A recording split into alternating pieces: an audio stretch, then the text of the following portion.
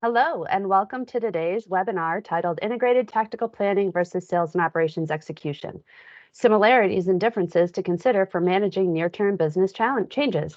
In this webinar, we will learn more about how successful companies improve their business execution processes. My name is Stephanie Willett, and I will be your moderator today. I'd like to introduce today's presenters. Todd Ferguson is a business advisor with Oliver White Americas. Todd offers insights and solutions to help companies achieve improved financial performance. His background includes 20 years of experience in sales, order fulfillment, demand management, tactical planning, and integrated business planning.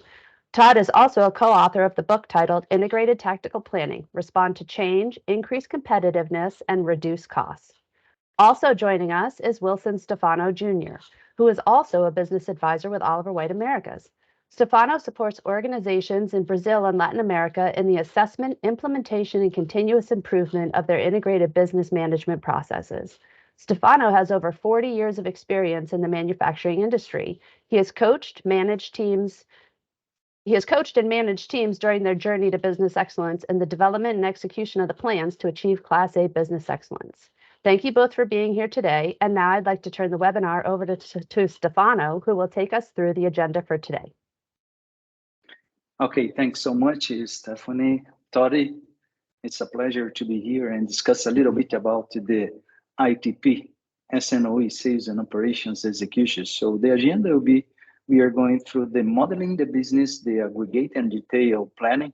It will be important to understand the difference between the aggregate level, the detail level, the execution level. Around the world, many companies make a misunderstanding, a confusion about the aggregate and detail planning. So please take this advantage from this webinar. The challenges that impact in successful near-term execution, it's because we developed the ITP process to keep you in the perfect execution. Integrated tactical planning and sales and operation execution, the definition, emphasis, and the key difference between the sales and operations execution and the ITP, integrated tactical planning process. Integrated tactical planning process, as well, the whole is best practice and resources and a case study. And you can have a virtual class as well. So let's go to take a view on the big picture that the Oliver White have been developing in the latest years. So here in this big picture, we have all the process of businesses. So we are talking about the important here is the concept of this red line, above the line and below the line. So above the line, we have the strategic planning process, and you have the sales and operations planning, or advanced sales and operations planning, or the IBP process, integrated business planning. So this process above the line, the IBP process, was developed by Oliver White in the 8 years, and we have been improving in this latest year. So the important here is that above the line, we have the aggregate level. This process is a middle long-term, tactical middle long-term, and operates at the aggregate level. You can see at the right side a book that describes this process. Below the line, we have all the operational process. So we have here a piece that talk about the innovation, the product and portfolio management. If you go to the center of the model, you have all the commercial, the demand side here, the demand planning, the demand execution, the marketing management. And going to the left, we can have all the value, all the supply chain, all the value chain, the management of the value chain of the company. So below the line, we have the operational process, and here is where the ITP, integrated tactical planning, that was coined many years ago as S&OE, sales and operations execution. So here is the process, and this process works in the detail level. It's important that we have here the dashboard. We should have the dashboard to manage it, and the management of the people, the value of the people as well. And a question here for the audience is important, because it's simple describe the processes or the integrated processes from a business. All the business has a strategic planning process, at least to say that has a strategic planning process, IBP, ITP, S&OP, S&OE, innovation, demand management, demand planning, supply chain execution, supply chain planning. So if all the businesses has this process, what is the difference between the performance of each one?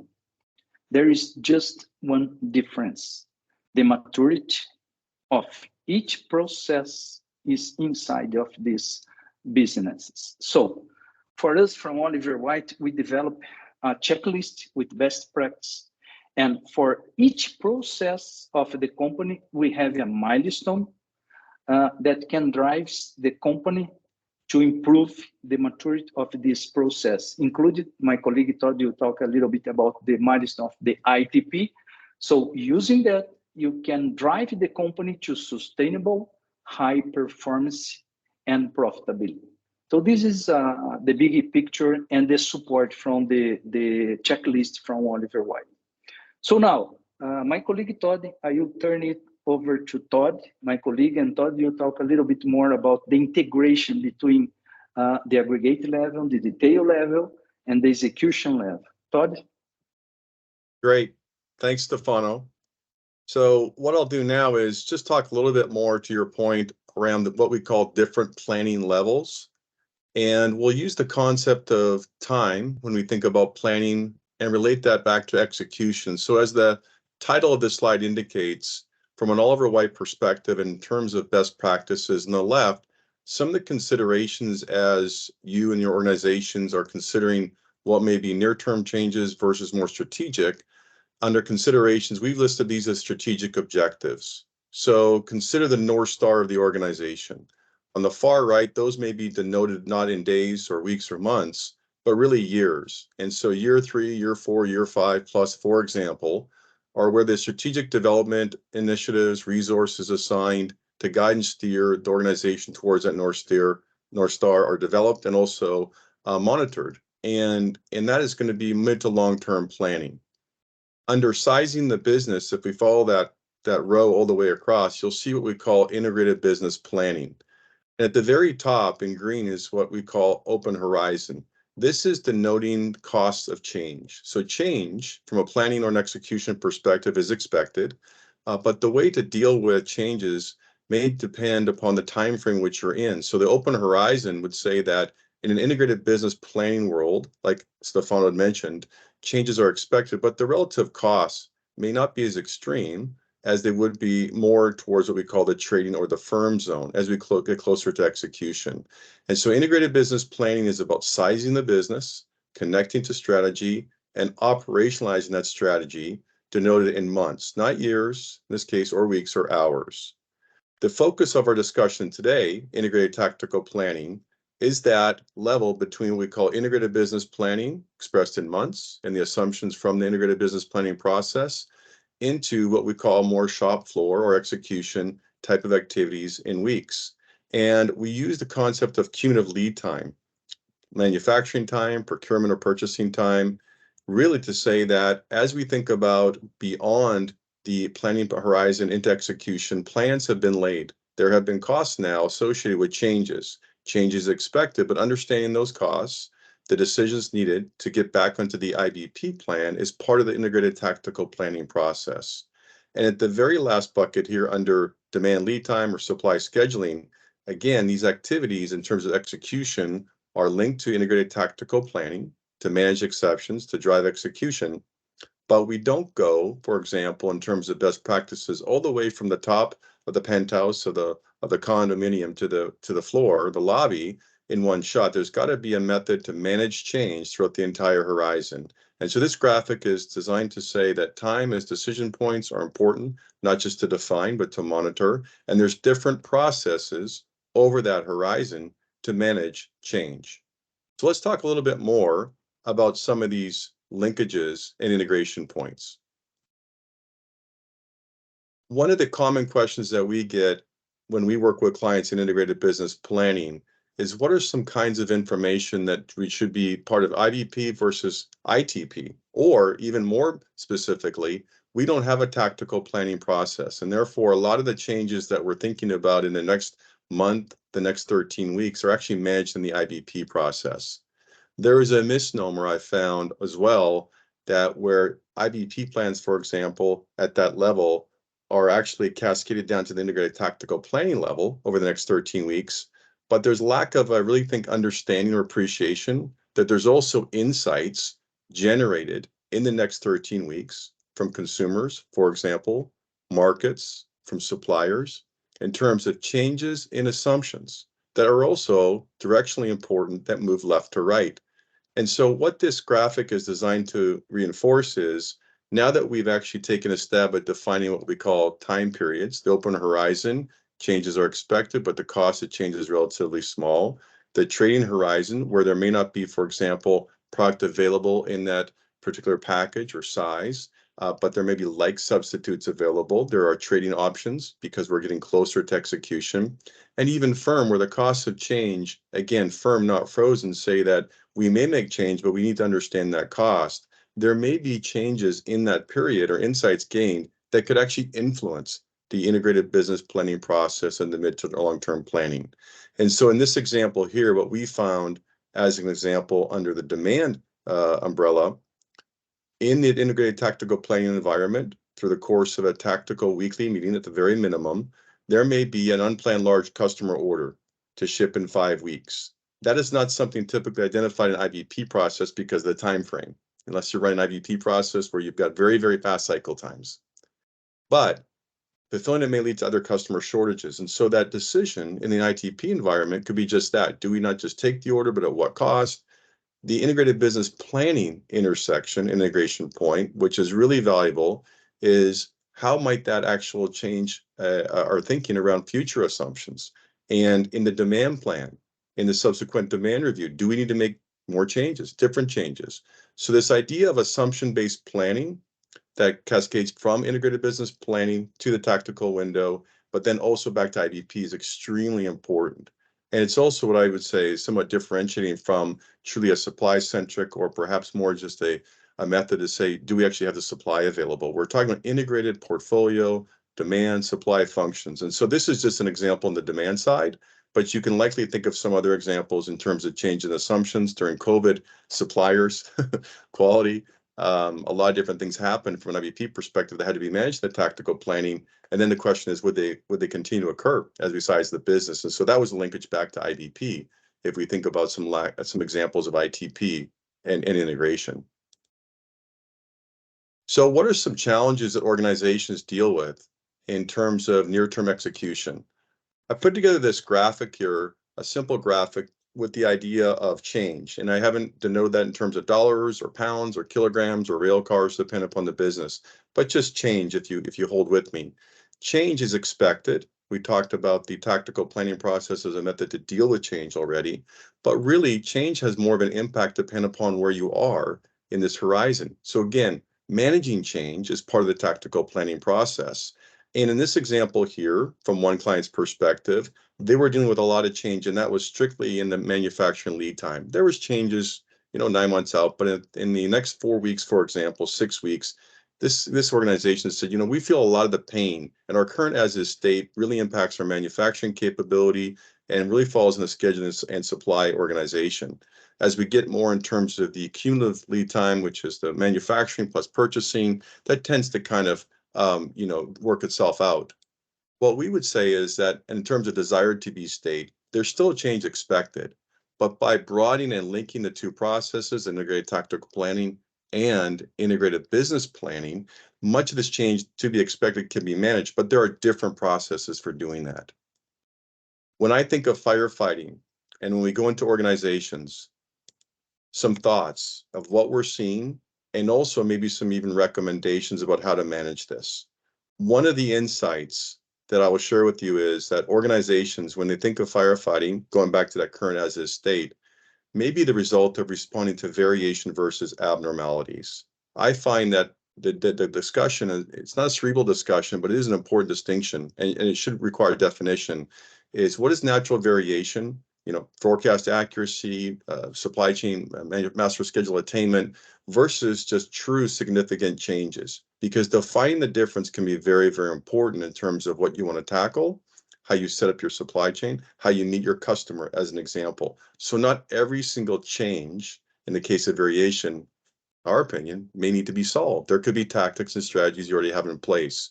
What is significant for you to define as an organization and to make sure that we're clear? The other insight is lack of time to react. So when we think about the current as is state in that example here, everything is reactive. And even in an S&OE, or maybe you call a tactical planning process you have today, a firefighting meeting, which just denotes that you're constantly reacting.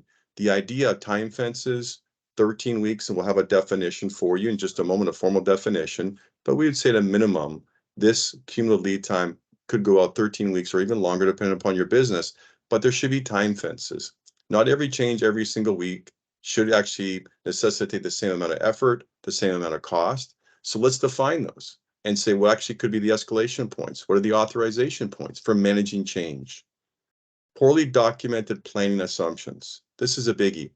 I mentioned before in the previous slide around integrated business planning. Those who are on this journey will likely have heard this, especially if you work with Oliver White, about the importance of documenting your thinking in terms of assumptions, portfolio, demand, supply, and financial and otherwise.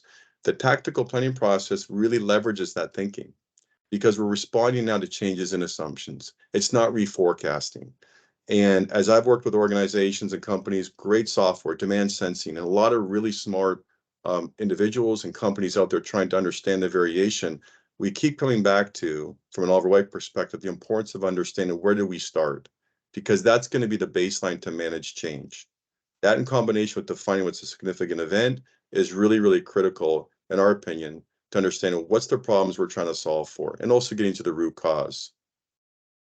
I would say the last one here around roles and responsibilities, and Stefano has some great material on this coming up, is going to exclude people who are not actually part of the closest to the issue with the best information, yet maintain and ensure that there's a communication linkage. So our comment here around firefighting meetings, including executive involvement, isn't meant not to communicate to the executive team about the importance of changes. It's just to say that a quorum of individuals, a group that's closest to it, will be much more highly effective and impactful for understanding, assessing, and really making sure the intended outcome is there when we think about changes. And so roles and responsibilities, including decision rights. And boy, both Stefano and I have heard this a lot from our clients that we work with. So good old, what we call RACEs, who's responsible, accountable, consulted, informed, and just again, thinking about who's the core team that has to manage some of this change.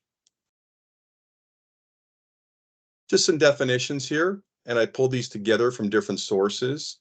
In terms of integrated tactical planning and sales and operations execution, the subject of our discussion today is to talk about best practice planning and also these topics, what's the same and what's different. So it's appropriate on the left-hand side as you read through this slide to reinforce for those who have seen this definition before, who've worked with Oliver White, but if you haven't, integrated tactical planning is a cross-functional, detailed planning process. It routinely realigns and reoptimizes core process plans. We are saying from a best practice, and Stefano gave us an overview through that model around how an enterprise looks at the business, product, demand, and supply. And I know many of you may have different ways you go to market, for example, and different emphasis in terms of portfolio even, or product management. And that's fine, but these are core processes here. It's not just supply. And the idea here is to facilitate effective communication, should realignment not be possible. Reinforce an important principle. We have a plan, aggregate plan, ideally an integrated business plan, and now we're talking about managing changes over a 13-week horizon minimum.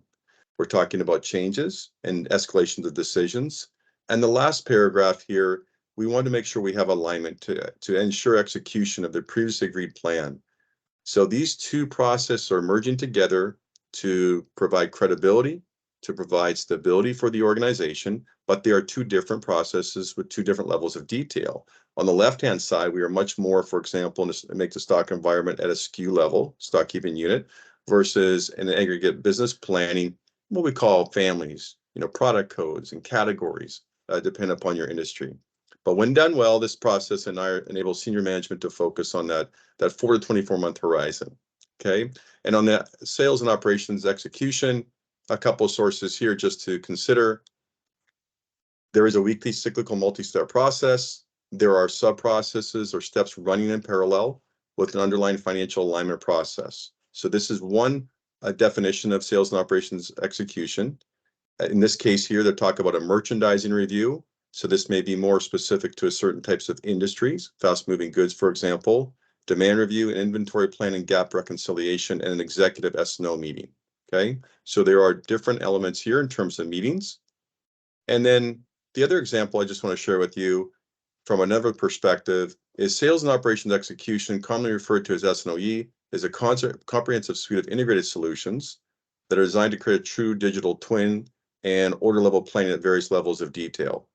As we go through that definition, you'll see a real emphasis on technology, which from a technical planning perspective, we do believe that tools are part of the solution, but the behaviors and processes also deserve equal weight.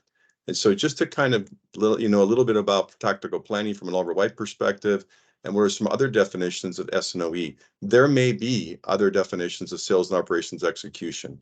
You may have a very specific one for your organization. What we typically find is an emphasis on what we call supply centricity.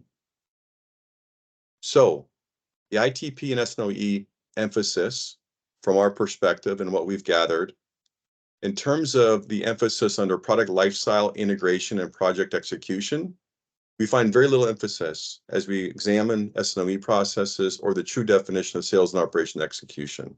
Why is this important? One of the clients that I went to that developed a tactical planning process said portfolio objectives are important, but that's more integrated business planning. We have a good project management group, and we have a very good staging gate process. And I said, that's fantastic. And yet the first week that we stood the tactical planning process, I said, yep, this launch is going to be late. And we need to make sure, for example, that we communicate to the sales organization. And not only that, but in 13 weeks looking into the future, those same assumptions could indicate that actually we have a significant delay in this key strategic launch. That is something that's part of, in terms of product management, product launch, product execution, tactical planning. That's a design choice for you and your organization. But that goes back to making sure product demand and supply are all part of the tactical planning process. Under abnormal demand, going back to the idea of demand abnormalities, boy, and I'm just smiling, Stefano, because I don't know about your experience, but we find as I go into clients, just defining what does that mean? So tell us again what that definition looks like. Demand that wasn't planned, that could be large, right? As part of the new order pattern compared to the original forecast. But why is that important? Because that's probably part of the problem we're trying to solve for. And so this idea from a commercial perspective in terms of demand and demand management from an integrated tactical planning perspective is critical. And then just customer promising and satisfaction. I wanted to highlight this because when we go into a client, and I have one recently right now, we're talking about root causes. The root cause is not just a lack of a customer service policy, but boy, you'd be surprised at how critical it is. We're not just have to allocate product as we get into that firm and that trading zone, but just having alignment.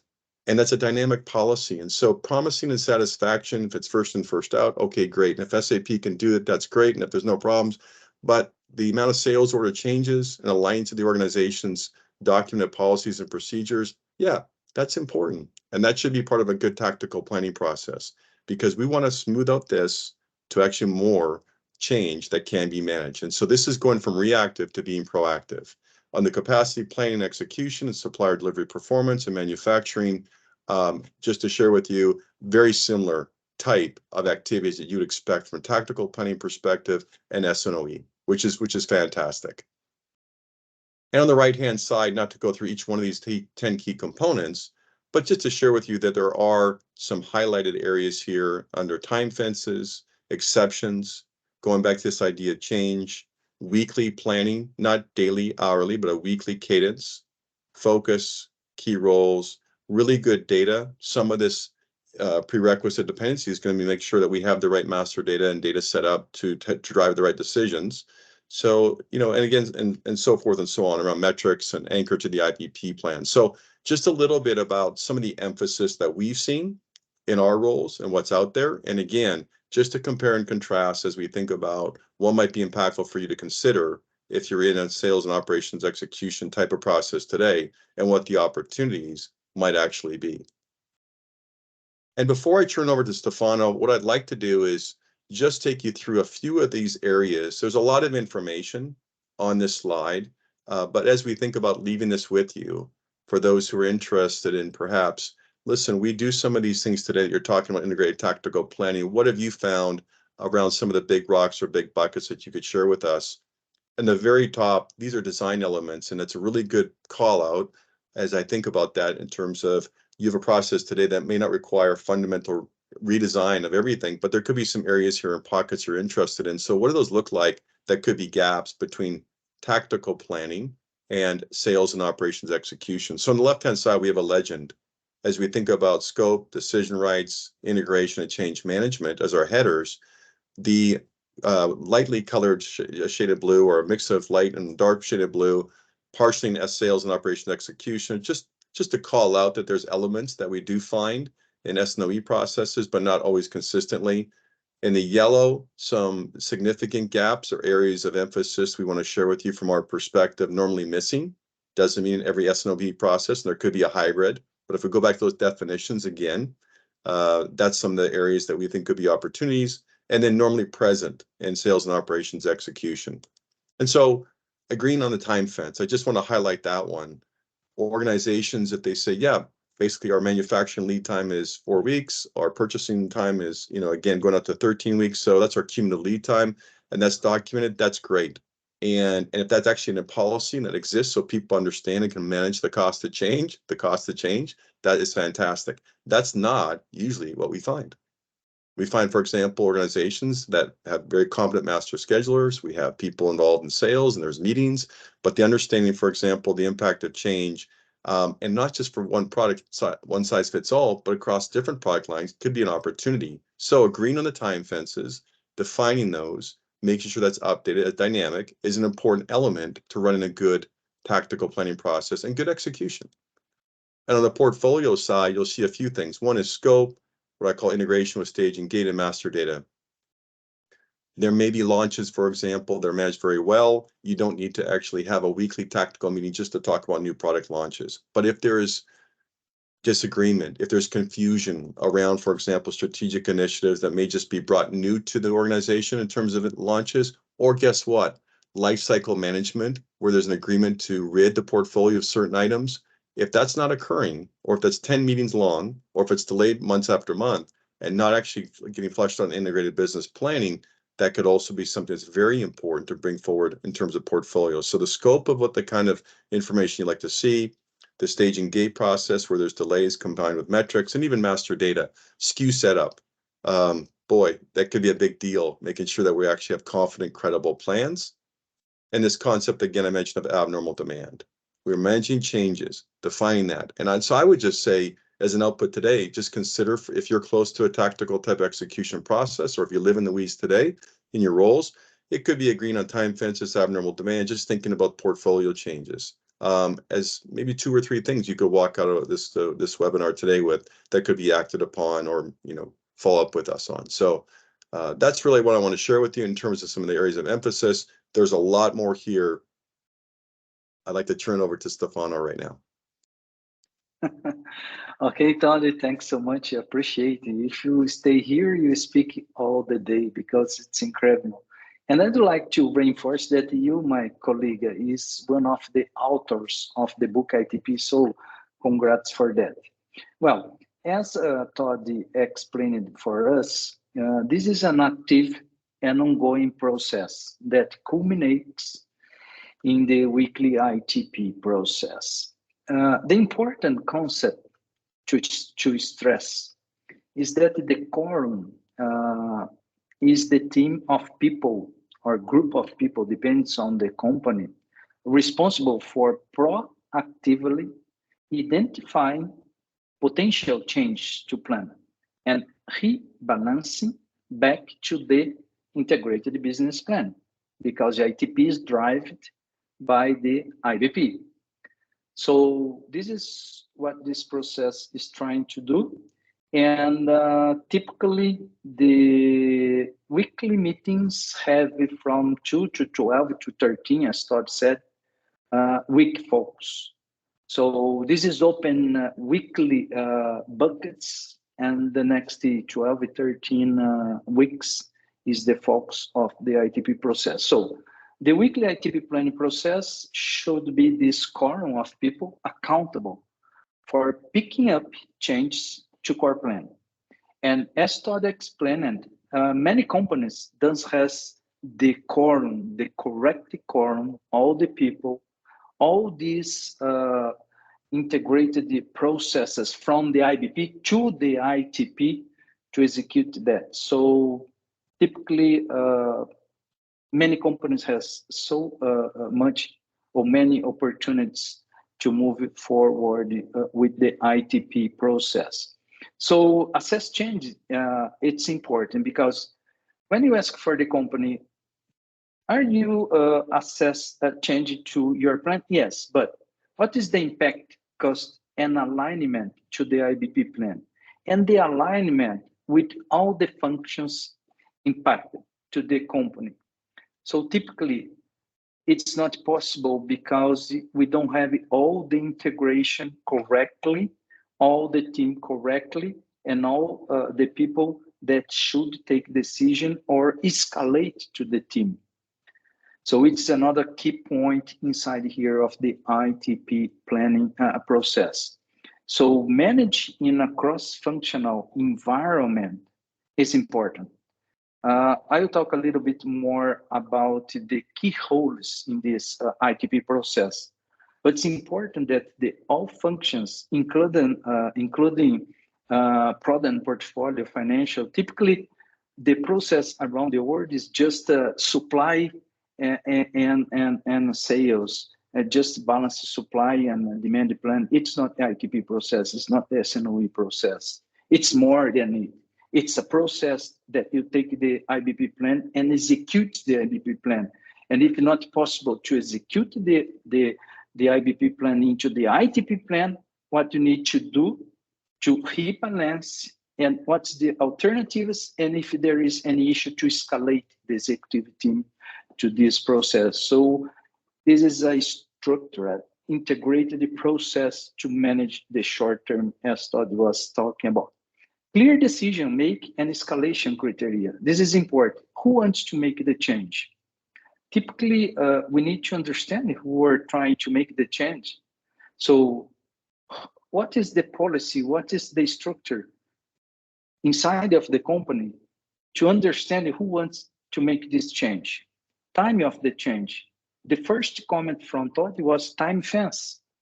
So we can make change, but do we have a clear time fence to do that? We know the impact in costs in the areas, the impact on options, the benefit from the change.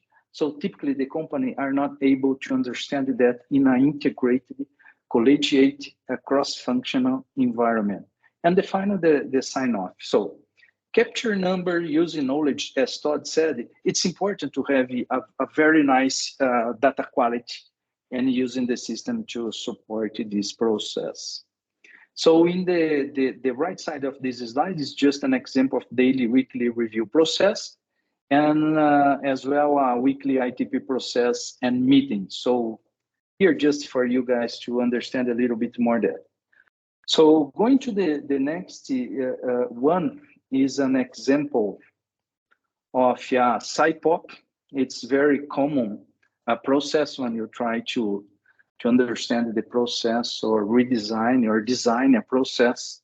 SIPOC is one a tool that you can use, supplier, input, process, output, and customer.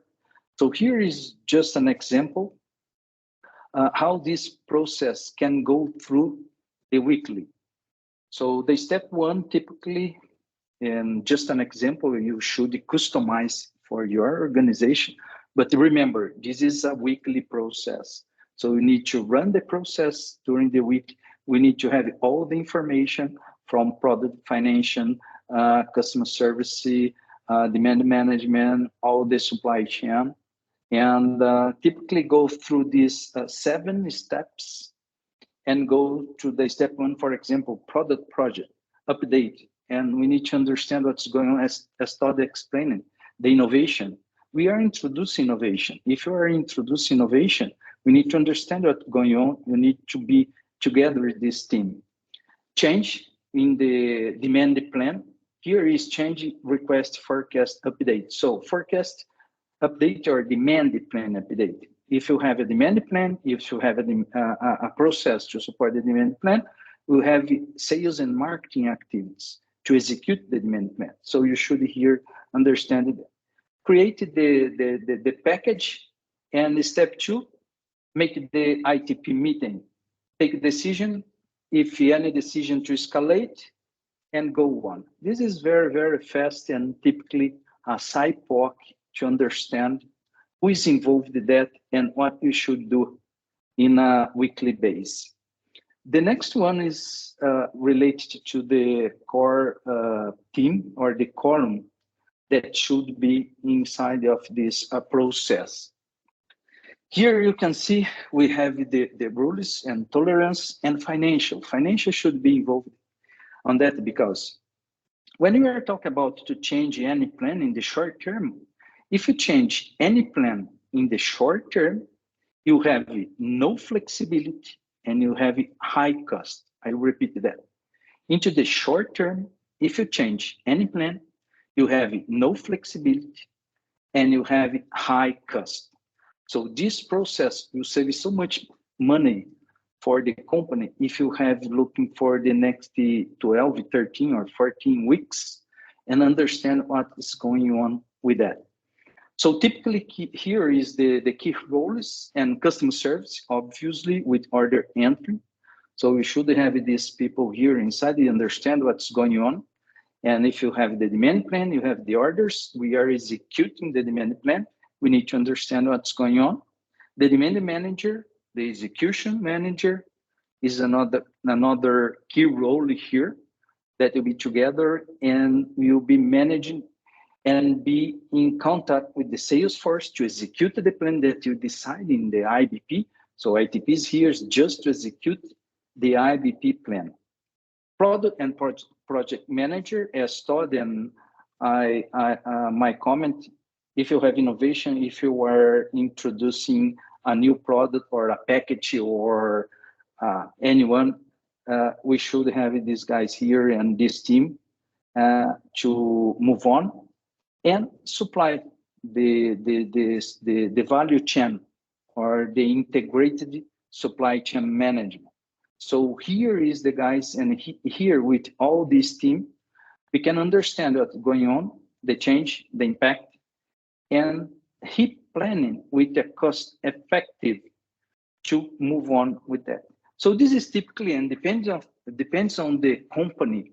We're talking about one function or a group of people inside of these key roles, because if a company is very big company, you have many functions, many people inside of that.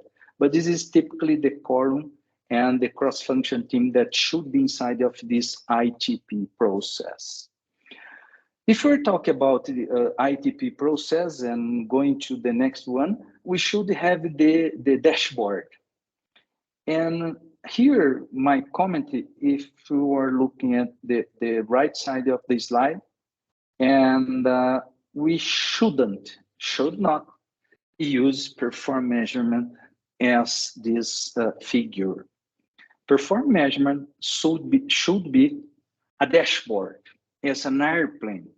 An airplane go from the point A to the point B, and they achieve the point B. Why? Because they have the dashboard. The airplane has the dashboard, so they know where they are.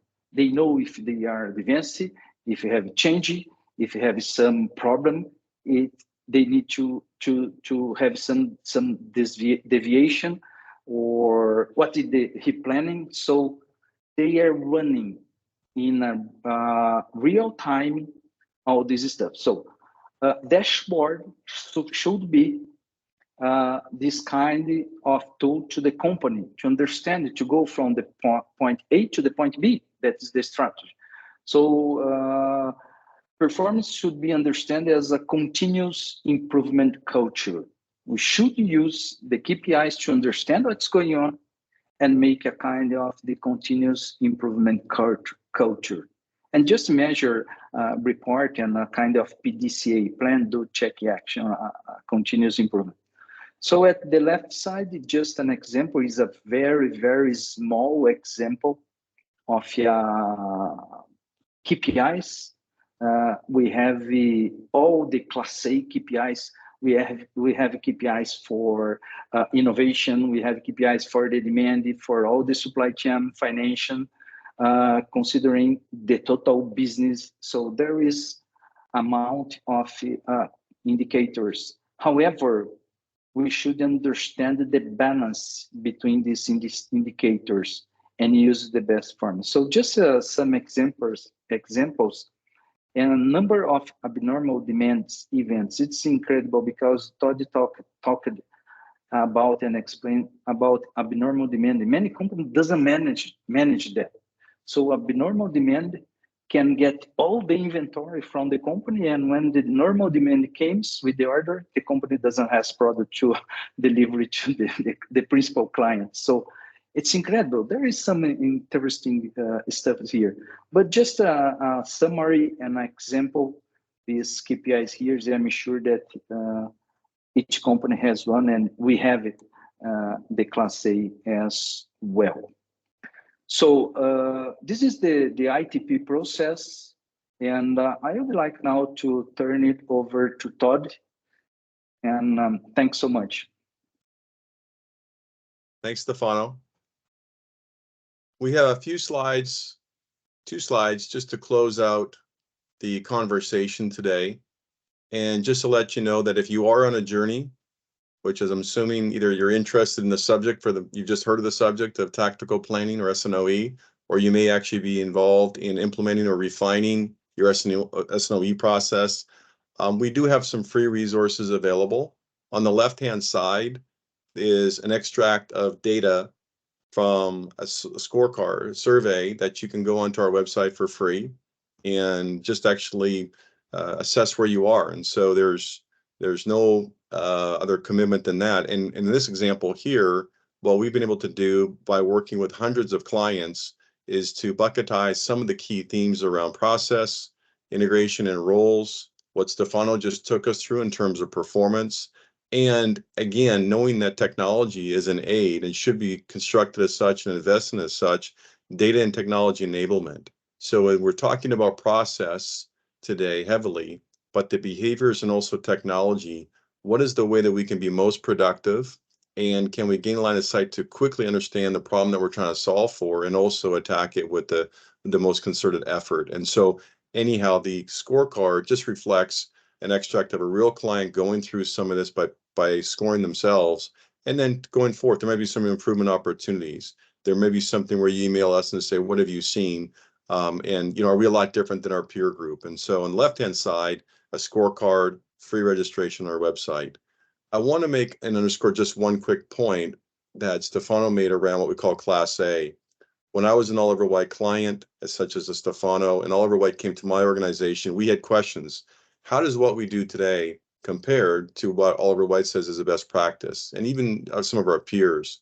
So the Oliver White Class A, the standard, in this case, what we call a milestone now for tactical planning, is an answer to clients asking that question. And so we have this available as we go through an implementation with clients. We use the content around process and people and tools, not to reinvent what great looks like, but through our experience to say, back to some of the core tenets of the best practices in our definition, this is what you should look for. And more importantly, here's the value it will drive for the organization. So this is a book, PDF, digital, hardbound, that you can also have at your disposal by yourself or in concert with Oliver White to really assess, again, how well are we doing some of these activities that we've defined in the scope of tactical planning.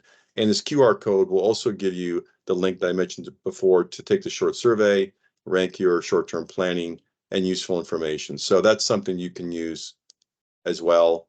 Lastly, we've talked a lot about words and definitions, and we've had fun doing it. And I'm smiling at Stefano because we have a lot of passion for this subject. And we've also lived, again, I mentioned as a client, through some of the firefighting. In my company at a firefighting meeting, I'm not proud to say that, but that's exactly where I came from. And we tried to find there's got to be a better way. So tactical planning has a place in our heart near and dear. This is a great case study that was actually in what we call the Asia Pacific region from a client called Lion. The QR code will give you a link to the more detailed examples and analysis of the case study. I just want to share with you that some of the benefits of this case study, not just for demand, but for the organization, included things like improved customer service, better collaboration, improved decision-making. So I'd encourage you, as we close out the webinar today, to look through the material that we do have, and some of them may resonate with you, and also provide a bit of a spark if you're in a role where you're trying to reinvigorate or streamline the process that you've called S&OE, that we would also say ITP, hopefully is now a little bit clearer in terms of differences, and there's some similarities. But I just want to share with you, thank you so much for attending on behalf of myself and Stefano, and thank you for attending our webinar today. Yes. Oh, great. Thank you both. So we do appreciate everybody watching, but we have a couple questions that came in. So do you guys have time for those questions? Yeah. Great, great. So we're going to start with Todd. So ready? When starting from scratch, is it better to start with integrated tactical planning and have some success before launching an integrated business planning initiative? Better to start with IBP. That's the question. When it's starting ITP.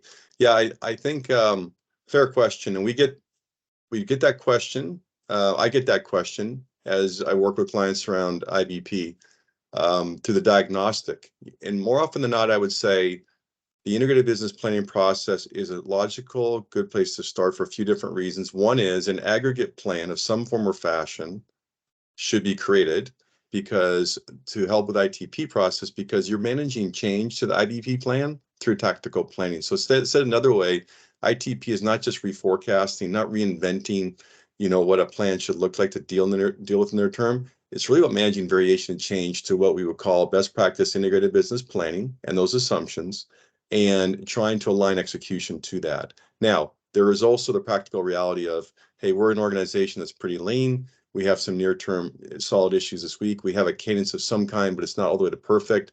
And we're trying to strive for better long-term planning. Yes, I would say the majority of the time IBP versus ITP, but there certainly are exceptions to that. So I think you have to, understand, apply a practical lens. And also some of that, if I can, Stephanie, would be called up what we call a diagnostic, just thinking through that. So we would actually assess that and give you some guidance early on if you're to work with us on that. So yeah, good question. Thanks. All right. Well, that makes sense. So Stefano, next up, this question, does the focus of the integrated tactical planning process tend to be more operationally driven, manufacturing, procurement, order fulfillment, or is it more sales driven? Well, as we discussed it during the webinar, there is the key role is a cross-functional team.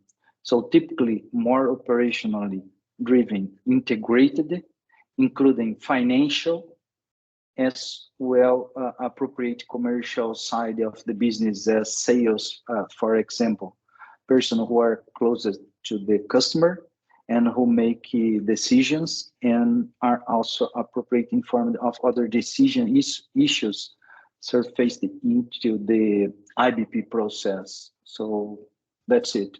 Good question. All right, great, thank you. So Todd, how much of a successful integrated tactical planning process depends upon technology being in place? Yeah, technology. So I would say it's one of the three circles. I mentioned before, people and behavior, process and tools. Under tools, technology definitely has a role. I would say by industry, just to maybe make this a bit more meaningful, by industry, if you have a lot of items, fast-moving consumer packaged goods would be a good example.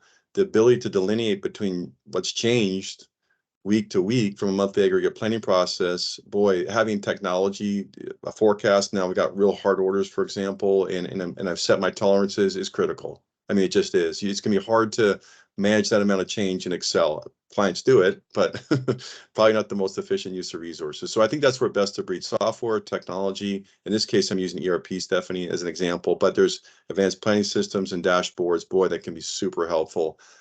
So I think you want to define, though, first of all, what those tolerances are, and then program the software, not the other way around, is my only other point there. But I think that's really important. It just depends on the industry.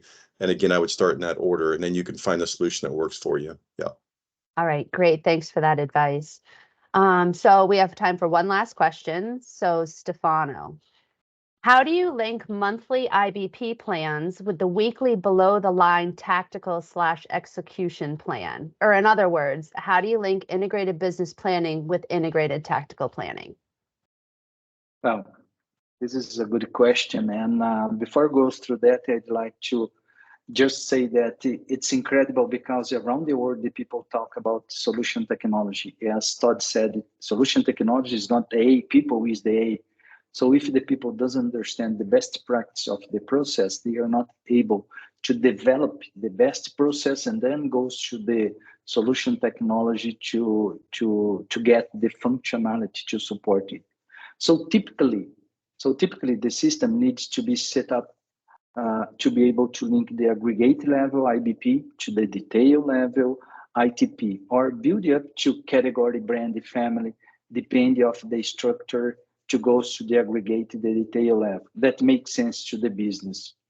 And most systems are driven, so you can go and there is the requirements planning to do that. It's not so difficult to aggregate and in time phase into relevant buckets that make sense to support the IBP process and the ITP process in weekly buckets. So the ITP weekly process will feedback. This is important because the ITP weekly process will feedback to the IBP monthly process for comparison purpose and make sure the IBP plan and the strategic plan have been executed by the ITP weekly process as well. That's it. Thanks so much. Yeah, no, thank you. You made very important points there. So great. Thank you again, Todd and Stefano, for answering those questions and for the great webinar. Thank you all for watching, and we hope you have learned a lot and enjoying this presentation. Great. Bye. Thank you.